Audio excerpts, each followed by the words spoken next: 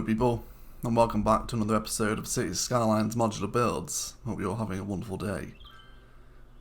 And it's nice to be back in the Modular Build map. We missed one last week because of the 10,000 subscriber special. And again, thank you for 10,000 subscribers. We've not mentioned it in the Modular Build series yet. So a huge thank you for that milestone. And if you haven't seen the subscriber special, it will be linked in the description below. But last Modular Build, we worked on this cute little thing. Well, not little, it's actually quite enormous. This is the Space Center. You guys really enjoyed it. Thanks for your support on this. And if you haven't seen it, go ahead and check it out. It was a really fun build. And it's a nice way to use up some of the unique buildings and the monuments as well that you otherwise might leave out of your builds. So yeah, it's pretty cute. However, in today's episode, we are looking at a request for a... Well, it was originally a request for a marina, but I thought that would be quite boring just to do kind of just a marina with just some like actual marina assets alongside a coast somewhere. So I thought we could kind of combine it with a marina park. So obviously you would have seen at the start of this episode that you do need park life in order to make this. And there might be some other little assets as well that come into play. So basically how we're going to start out, this is going to be more of a template for you to then implement into your own map as opposed to following these exact measurements, but hopefully you might be able to get the idea from this. So alongside a coastline, anywhere within your map, I'm just going to use this one right here. It's just kind of an empty coast. We're just going to terraform out kind of a shape that you want.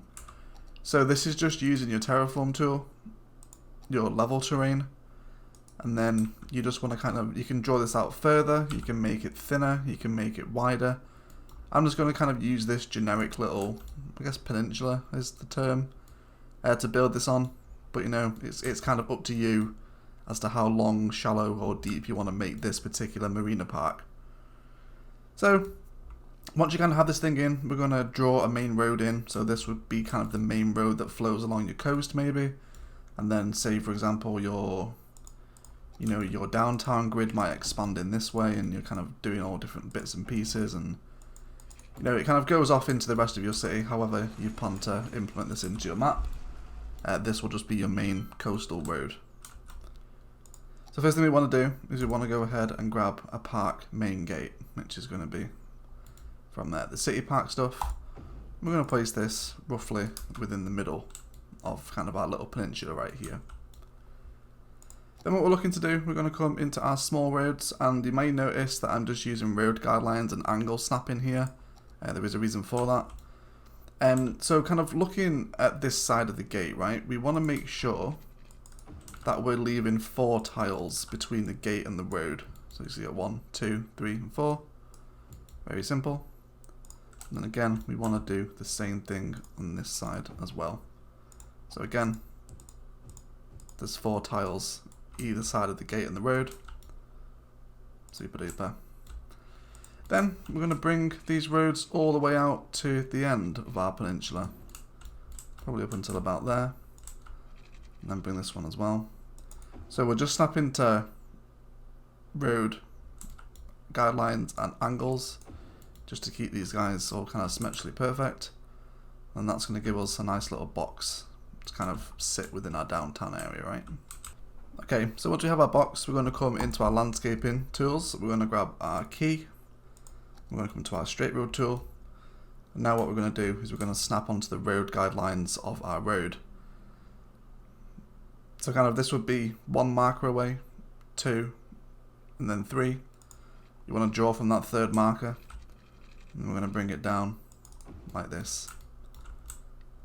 So it's kind of running almost parallel. You're leaving about, say it's about a 4 tile gap, isn't it? Kind of like 1, 2, 3, and 4. Between the end of the key and the road. And then we're going to do the same on this side as well. So we notice we have this one here. Apologies for my phone. So the distance was 320, so we know we can do that same thing on this side again as well. So we'll come down by 320. And there you go. Now we didn't snap onto the road guideline from the park, so just ignore that. And we'll come down to just about there. And again, we can see we have 4 tiles between the road and the key. Now kind of looking at the tip of the little park peninsula here, we're going to draw in next keys. So with the road measurements, which I don't think I've actually given you guys, let me just go ahead and throw them in real quick. So if you're wondering kind of the space I'm working with on this, you're coming out by 280 on each side, and then across it's 900. So if you want to follow the measurements I'm using, then you know, there's your measurements for the roads right there. Then we're going to do the same thing again, so kind of 1, 2, and 3. We're going to draw our keys up to each of the road guidelines on the corner, and that's going to give us kind of a nice little flat front for this bit as well. And then once that one's in, just come back and grab our key, and then we can just hook these corners in together. And then with your terraforming tools, go ahead and grab your slope. And then what you want to do is just make sure that we cut away all this kind of dirt that's mounted up alongside the key. We don't want any of that. Just use your slope to push it back. You don't want to go too far inland because you'll start to mess up the terrain between the road and the park, and that is not what we want. Just kind of have a little scan around for them. Might push this one back a little bit further here, for example. And again, if you wanted to carry on your waterfront, then by all means just keep your kind of your key going this way. Obviously, once the game plays and the water reads, you know, you could carry on your waterfront maybe further on down this way with maybe some nightlife along the front as well, or some green city stuff. You can really kind of do whatever you want with the rest of this waterfront. It doesn't have to just be this, you know. Integrate it into something else alongside, you know, the front of your city. Okay, so for right now we'll have something that looks a little bit like that if you're following this design. Yours might be a little bit thinner, it might be wider, it might be longer. You know, it just kind of depends how big you want to make this thing look. Okay, so in terms of decorating the outside of the key, there are a whole bunch of different things you can use here. If you come into your parks and plazas and then look under tourism and leisure, there's jet ski rentals, fishing tours, marinas, restaurant piers, etc. And it's really up to you kind of how overkill you want to be. If you wanted to make it totally kind of exclusive marina, then you could just spam a bunch of marinas along the edge of it. Just kind of have these going out, and from the bird's eye view these look really nice when they're actually kind of surrounding the whole thing. But again, you know, that's up to you if you want to kind of include them in. I'm not going to use too many of them.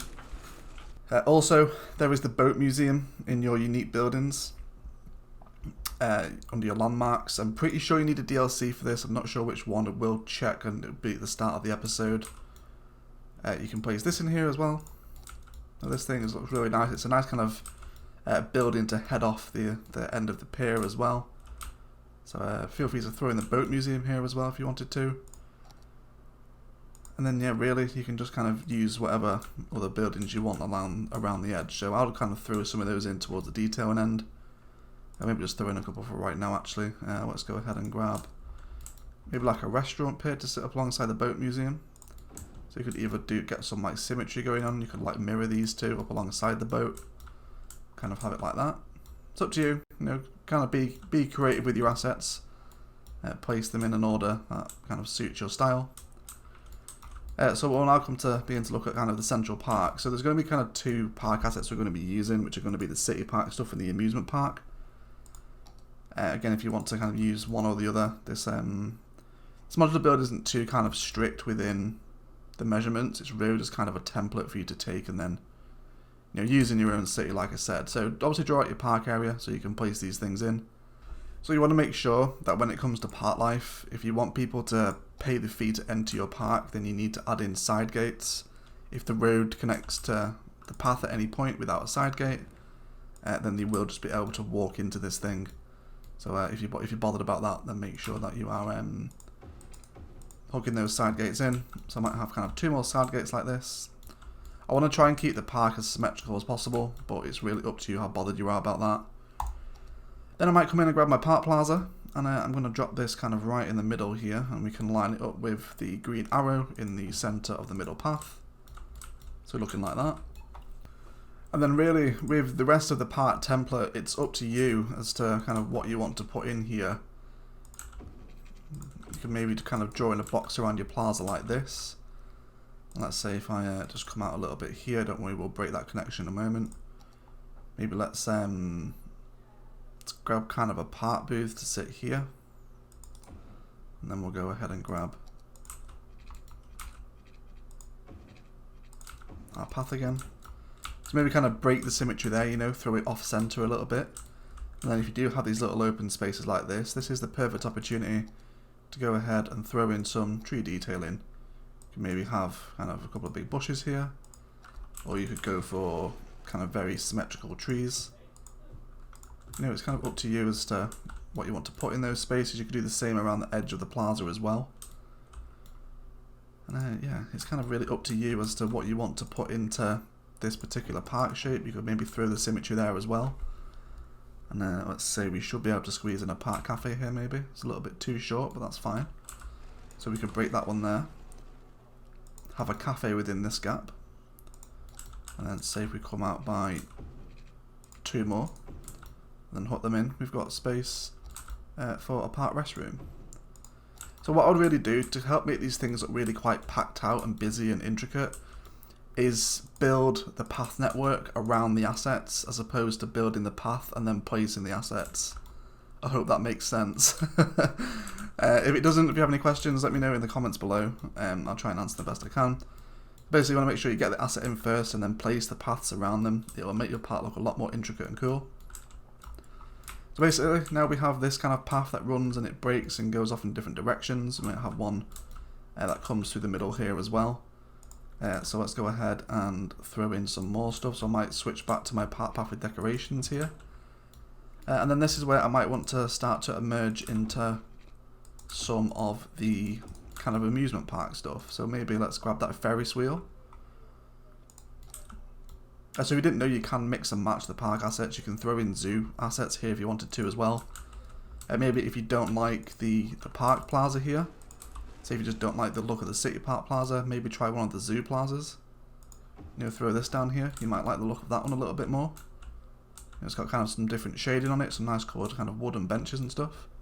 And the same thing with any of the other assets as well. Maybe if you wanted a souvenir shop, you can maybe kind of place the souvenir shop right up along here.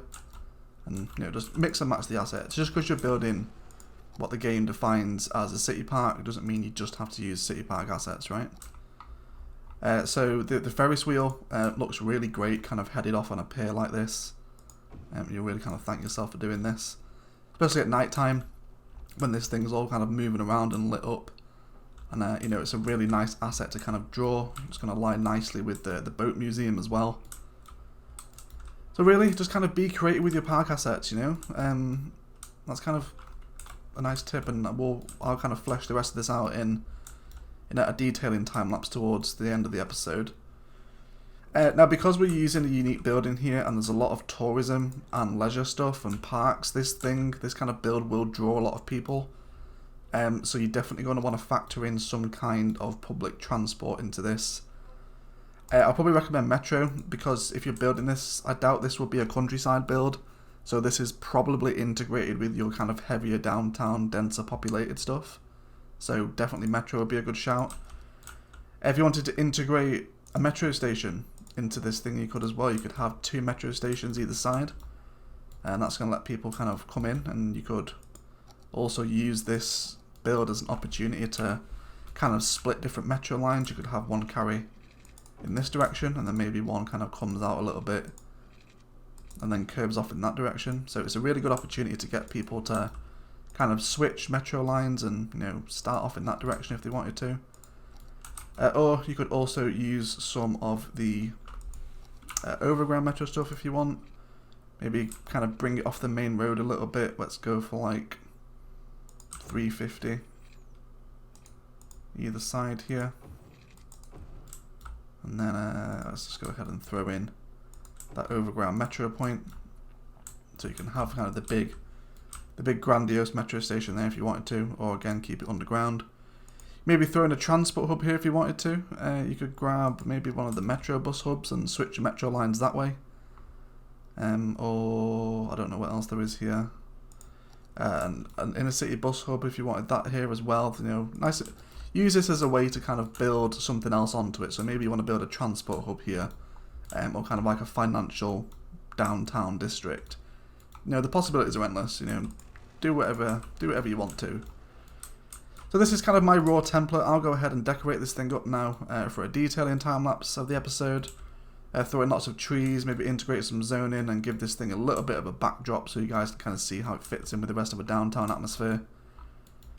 And yeah, just start to flesh this thing out a little bit. So, we'll be right back.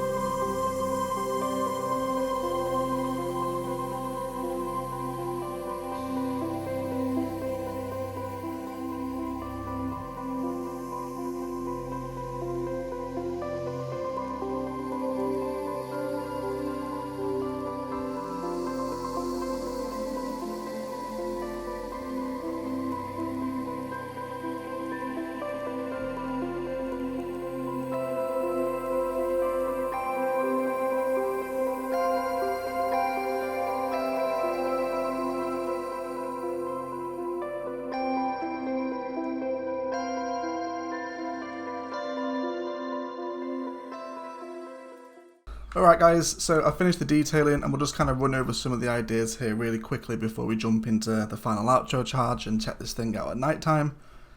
I've just made myself a very quick, ugly mock downtown here so this thing has something of a backdrop so you can kind of get a feel for it.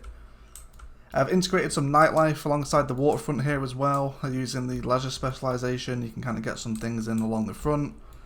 Also cut away the park fence from the back to kind of integrate them. A little bit of zoning right up alongside the front of the park here as well. We did it on kind of both sides, so you know, feel free to kind of do that as well. You're going to get some nice interaction with people sitting on the benches. Decided to keep the zoo plaza right in the middle here and leave the grass around it empty, just so there's a little bit of kind of open air space. And also factored in the park fences around the metro stations as well. So if you guys want to kind of do that, then feel free.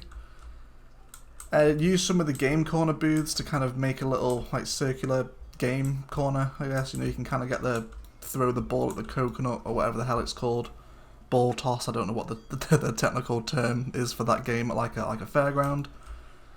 Made like a little bit of kind of open dining space using some of the city park assets, a couple of little tiles where there's some food stalls, a couple of little flower beds, some kind of overgrown rocks in amongst all the tables. Unfortunately, Sims don't use these assets, so if you want to make this a little bit smaller, that might be a nice idea. A couple more bathrooms, a little bit of kind of like a little kids piggy train here, and of course headed off everything with the Ferris wheel, and then chucked in a whole bunch of different marina and tourism and leisure assets around the edge of this thing. And yeah, it's not looking too bad. I might also add a path in as well before we finish around the edge of this thing. We'll kind of see how it turns out. Alright guys, that is going to do it for today. I want to thank you all so much for watching. If you enjoyed, a like below is always appreciated. Equally as much if you didn't enjoy it, please feel free to leave a dislike as well. Please excuse the horrendously ugly mock downtown, but it's just there so you can kind of see how it would fit in alongside another waterfront. There's some nice ideas here, and thanks for the suggestion in the Discord for building a marina. I think this marina park has actually turned out really nicely, and it's probably something I'll integrate into my cities again, definitely. It really adds a nice bit of personality to a waterfront and gives it kind of, you know, much more eye-catching detail. But that's enough from me. I want to thank you all so much for watching, and as always, enjoy the rest of your day.